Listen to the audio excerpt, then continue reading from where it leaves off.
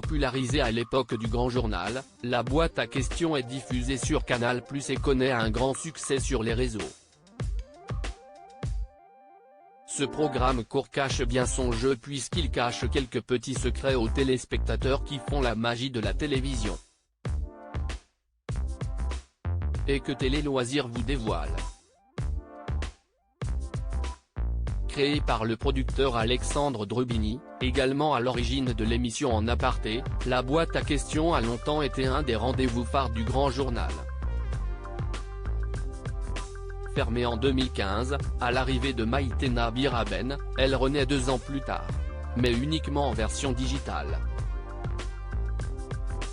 L'engouement est tel que la version 2.0 du programme retrouve sa place sur le petit écran quelques mois plus tard, le 5 février 2018, à 19h30. Aujourd'hui forte de plus de 800 nouveaux numéros, la pastille revendique 2 millions de followers, l'épisode le plus visionné restant la compilation des différentes visites de Johnny Hallyday, vue par 17 millions de fidèles. L'émission a néanmoins quelques petits secrets, sur lesquels Télé Loisirs lève le voile. Pourquoi CIST culte ? Pour un grand nombre de téléspectateurs, la boîte à questions est associée au Grand Journal, talk-show incontournable de Canal+ au milieu des années 2000. En fin d'émission, les invités s'installaient seuls dans une pièce blanche épurée pour répondre à un feu crépitant de questions décalées. On se souvient du grand fauteuil équipé d'un buzzer permettant à l'invité de zapper la question et de passer directement à la suivante. On se souvient aussi du Aou, petit cri sur aigu issu de la chanson Alphabet Street de Prince et signature vocale du programme. Où l'émission La boîte à questions est-elle tournée ? Adieu le plateau télé du Grand Journal, la boîte à questions est désormais tournée dans un camion de 20 mètres cubes, siglé du logo de l'émission. Haut de plus de 3 mètres et long de 9 mètres, l'engin est habituellement garé devant l'immeuble Canal+, à Issy-les-Moulineaux, 92. À l'intérieur, le décor, similaire à l'ancien, fait illusion. L'intérêt de cette astucieuse configuration ?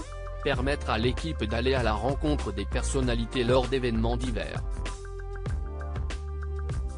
Au Festival de Cannes, par exemple, pour interviewer de prestigieuses stars internationales, le réalisateur Spike Lee, la blogueuse et styliste Chiara Ferragni ou l'actrice et mannequin Andie McDowell.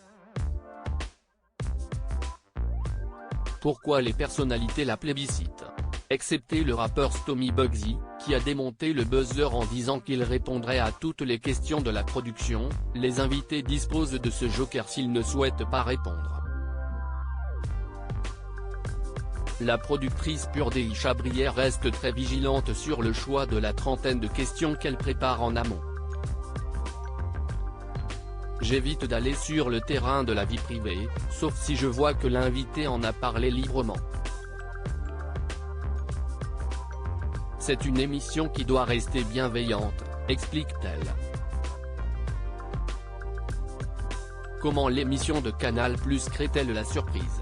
Pour surprendre, Purdey et sa petite équipe de 4 personnes aiment lancer des défis à leurs invités. CIST comme cela que Jean-Paul Gaultier a improvisé un striptease ou que Hugh Jackman s'est mis à danser.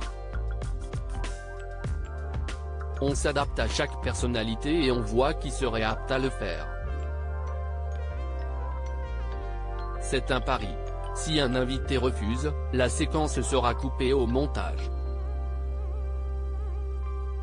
Autre élément important du décor, une trappe située sous l'écran par laquelle la production peut faire passer des objets.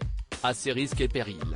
Dernièrement, l'introduction d'un ballon de football s'est conclue par la casse d'une des 120 ampoules qui tapissent les murs du camion. La boîte à questions, à retrouver en intégralité sur l'application Mi Canal. À lire aussi ça m'a sauvé, Louise Bourgoin explique pourquoi elle a changé de prénom à ses débuts au Grand Journal. On a piégé les fans de Squid Game, découvrez leur réaction en vidéo.